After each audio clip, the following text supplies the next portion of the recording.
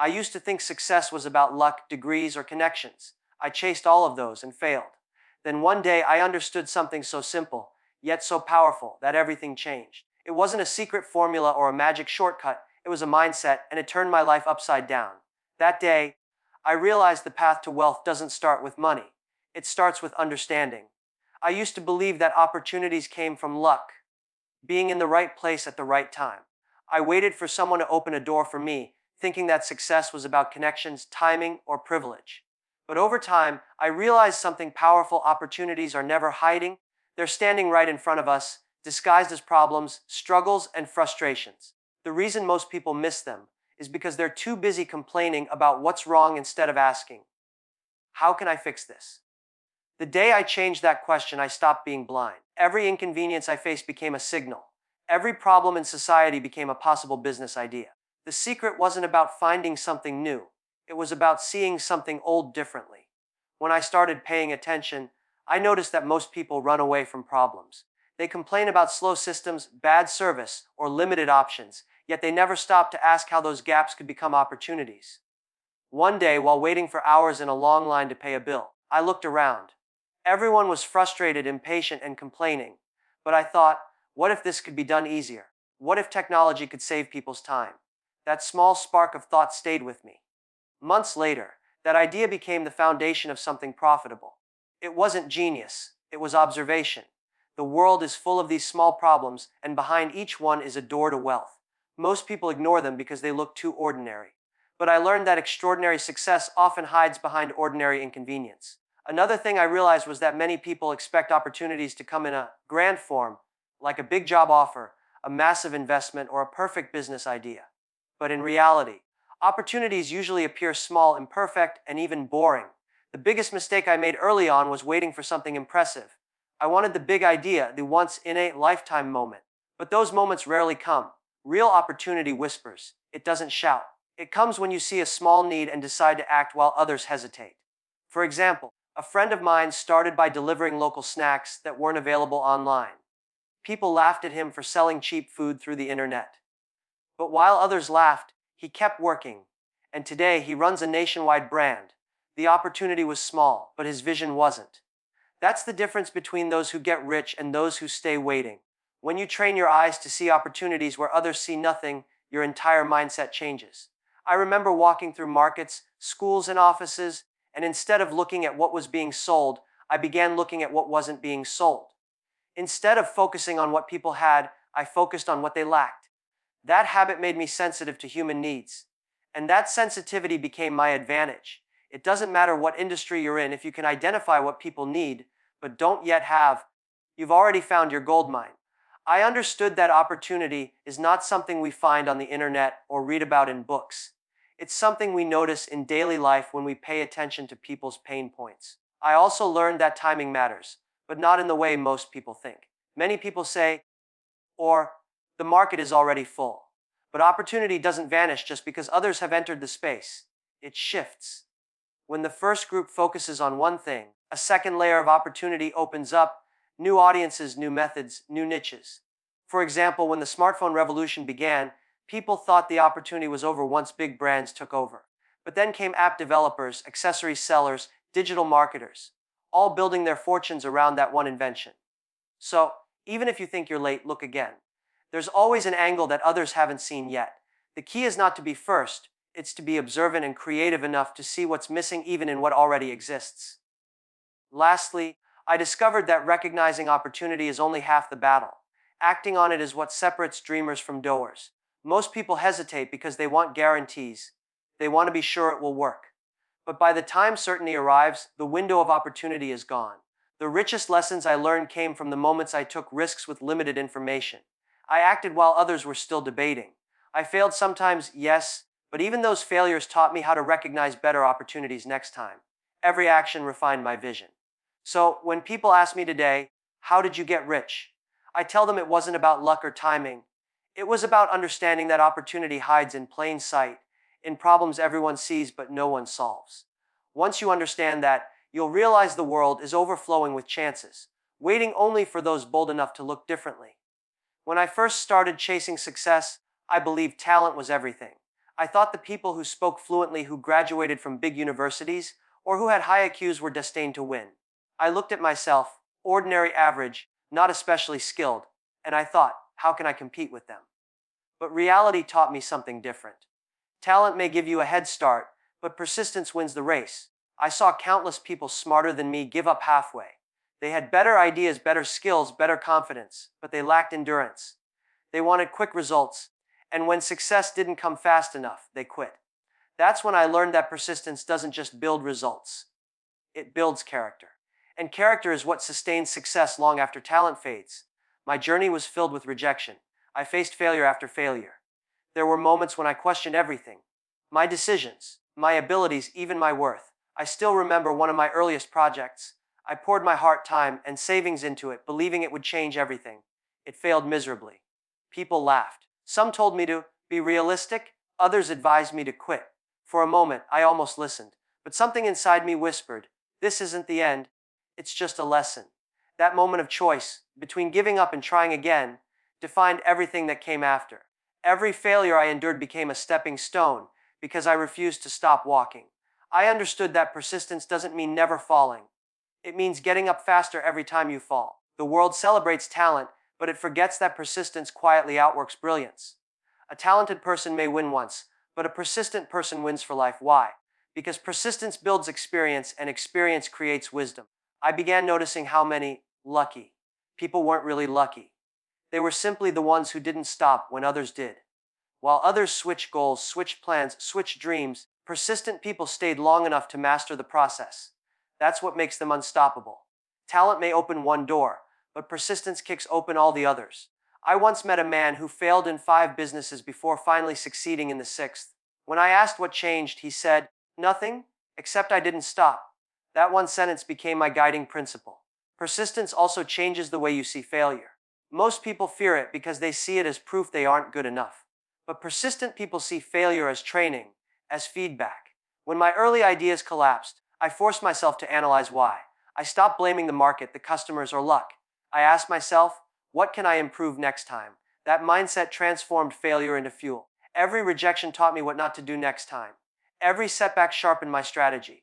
Slowly, without realizing it, I was becoming more skilled, more focused, more resilient. People who quit early never get to experience that growth.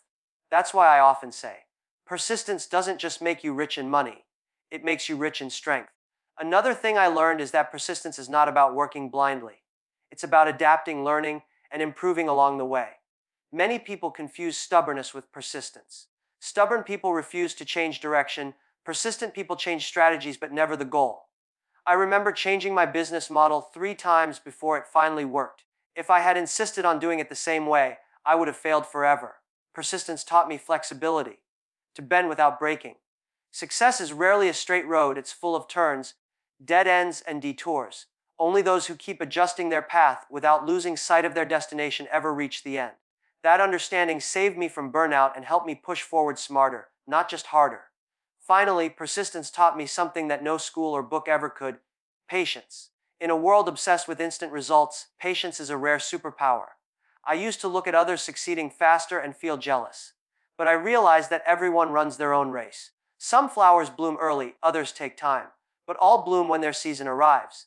My season came only after years of planning, watering, and waiting. Every day that I persisted without seeing results was like watering a seed underground. Nothing visible, yet everything growing. When the results finally appeared, people called it success, but it was persistence all along. It was the invisible work, the sleepless nights, the quiet self-belief that no one saw. That's when I truly understood. Talent might make you shine for a while, but persistence makes you last forever. In the early stages of my journey, I believed that success was a one-man mission. I thought that if I wanted something done right, I had to do it myself. I worked endlessly, doing every little task. Planning, marketing, selling, negotiating, all alone. I felt proud of my hard work, but also deeply exhausted. And the more I tried to do everything myself, the slower my progress became. Then I realized something life-changing. Success is never built by a single person. Behind every great company, every idea that changes the world, there is always a team. A group of people working together, sharing one vision, and supporting each other's strengths. That realization shattered my ego and opened the door to exponential growth. I remember the first time I decided to build a team. It was terrifying. I didn't have money to hire top talent, and I feared no one would believe in my vision. But I started small. I found people who didn't just have skills, but had heart. They were ordinary people with extraordinary commitment. Together, we shared long nights, failures, and small victories. We motivated each other when things went wrong and celebrated when something finally worked. What amazed me most was how different perspectives created better ideas. Alone, I could only see one side of a problem. Together, we saw many. It was like combining multiple lenses to get a clearer picture. That's when I understood the real power of collaboration. It multiplies not just efforts, but intelligence. When you work with others, you're not just adding people. You're multiplying possibilities. Every person brings a different experience, a different way of thinking, and a different strength. I once struggled for weeks trying to design a process that could save time in production. I was stuck. But when I asked a young team member for input, he came up with a creative solution in minutes. It wasn't that I was incapable. It was that I was limited by my own perspective. That moment humbled me. It taught me that leadership isn't about being the smartest person in the room. It's about creating a room full of smart people and allowing their ideas to shine. When I started trusting my team, empowering them to make decisions, the results exceeded everything I could have done alone. However, leveraging the power of others doesn't mean using them. It means uplifting them. A true leader doesn't control, he inspires. I learned that people give their best not because you pay them, but because they believe in what you're building. So, I made sure every person in my circle understood the vision, not just the what, but the why. Once people feel they are part of something bigger than themselves, they stop working for money and start working for meaning. I built trust by listening, by valuing opinions, and by treating every role, big or small, as important. The result was magical. The workplace became a family. Everyone pushed each other higher. Together, we turned impossible goals into achievable results. But teamwork also taught me a hard lesson. You can't hold on to everyone. Some people will leave, some will disagree, and some won't see your vision the way you do. At first, I took it personally. I thought losing people meant losing progress, but I learned that it's natural. Not everyone is meant to stay for the whole journey. Each person contributes something unique during their time with you. Some help you start, others help you grow, and a few help you evolve. Instead of being angry when people left, I started being grateful for what they had given. That understanding freed me from disappointment and taught me to keep building new bridges. Success isn't about holding tight to one team forever. It's about constantly learning from those who walk beside you. In the end, I realized that leveraging others' strengths is not a sign of weakness. It's a sign of wisdom. You can move fast alone, but you can only go far together. The richest people I've met aren't those who have all the skills. They're the ones who know how to gather people with the right skills. I used to be proud of doing everything by myself. Now I'm proud of building people who can do it better than me. That's the real secret. The day I stopped being the only worker and started becoming a leader who empowers others, my success multiplied. Because success is not about being surrounded by followers. It's about being surrounded by believers. Once I understood that, I no longer chased greatness alone. I built it together. When I first started my journey, I was afraid of technology. I thought it was complicated, expensive, and something only engineers or big corporations could understand. I was comfortable with old methods, face-to-face meetings, manual records, and paper advertisements. They felt safe, familiar, and real. But safety can be dangerous when the world is changing faster than you are. One day, I realized that my fear of technology was actually my fear of change. I was holding on to what I knew, even though it was holding me back. The truth hit me hard. Those who resist technology become irrelevant, while those who embrace it create the future. The turning point came when I noticed how technology was transforming everything, from how people communicated to how they bought and sold. I remember one incident very clearly. I had a great product, but sales were stuck. I was depending entirely on traditional marketing, flyers, calls, and word of mouth. Then a friend told me, try putting it online. I laughed. I thought, who would buy this over the internet? But after much hesitation, I decided to give it a try. I learned how to build a simple online page, posted my product, and waited. Within days, I received my first online order from a city I had never even visited. That moment changed my life. I realized technology doesn't limit you. It expands you. It connects you to people you could never reach otherwise. Technology is not about machines, it's about possibilities. I saw small shop owners double their income just by learning how to use digital payments. I saw young creators earning more online than traditional workers because they use social media wisely. And I saw businesses fail simply because they refused to adapt. The difference wasn't intelligence, it was attitude. The digital world rewards those who are curious and brave enough to explore it. I had no formal tech training, but I started learning one tool, one platform, one system at a time. The more I learned, the more I realized that technology isn't replacing humans, it's empowering them. It takes away routine, boring tasks so you can focus on creativity, relationships, and growth. However, embracing technology also means embracing constant learning. It never stays still. The tools that work today might become outdated tomorrow. I learned to stay curious, to always ask, what's new? What's next? I didn't chase trends blindly. I studied how each innovation could help me serve people better. For instance, when social media marketing became popular, I didn't see it just as a way to advertise. I saw it as a way to connect with real people, listen to their needs, and understand their habits. That mindset, seeing technology as a bridge, not a barrier, gave me a huge advantage. The more I connected, the more my business grew because technology allowed me to stay close to people, even from miles away. Of course, there were moments of frustration. There were times when systems crashed, ads didn't perform, or new tools felt too complex to learn. But I reminded myself, the same way persistence beats talent, patience beats fear. Every time I learned a new digital skill, I became more independent, more capable, and more confident. I stopped depending on others to do it for me. That confidence spilled into every area of my life. It's not just about using technology, it's about mastering it enough to let it work for you. The world is full of people waiting for experts. But in the digital age, you can become your own expert. Today, I look back and realize that technology didn't just make me richer financially. It made me richer mentally. It taught me adaptability, curiosity, and courage. It showed me that progress belongs to those who move with the times, not against them. Many people say, I'm not good with computers, or technology isn't for me. But the truth is, technology doesn't care who you are. It only cares if you're willing to learn. And if you are, it will reward you endlessly. I got rich after understanding this simple truth in the modern world. Fear of technology is fear of growth. Once you stop fearing it and start using it, your potential becomes limitless because the tools are already there, waiting for you to take the first step. When I first started chasing money, everything I did revolved around one question: how can I make more? I measured success by numbers, sales, profits, and income. I worked long hours, made deals, and pushed products, but something felt empty. No matter how much I earned, it didn't last. Customers came once and disappeared. Employees worked but without passion. I couldn't understand what was missing until I learned a powerful truth.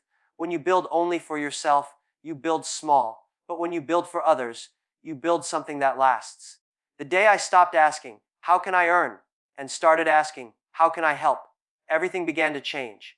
I remember the first time I applied this mindset. I had a product that wasn't selling well, and I was frustrated. I thought people didn't appreciate it, that the market was unfair. But then I did something different. I asked my customers directly, what do you actually need? What's your biggest problem? Their answers shocked me. They didn't want the features I thought were important. They wanted something simpler, easier, and more affordable. I redesigned my product based on their feedback. Sales tripled. That experience taught me a lifelong lesson. People don't buy what you sell. They buy what solves their problems. Serving people isn't about giving them what you want to give, it's about giving them what they truly need. Serving others also changed the way I saw leadership. In the beginning, I thought being a leader meant giving orders. I wanted to be respected, to have control. But over time, I realized that true leadership is service. Serving your team, your customers, your partners. When people feel valued, they give you their trust, and trust is worth more than any investment. I started asking my employees, what do you need from me to do your job better?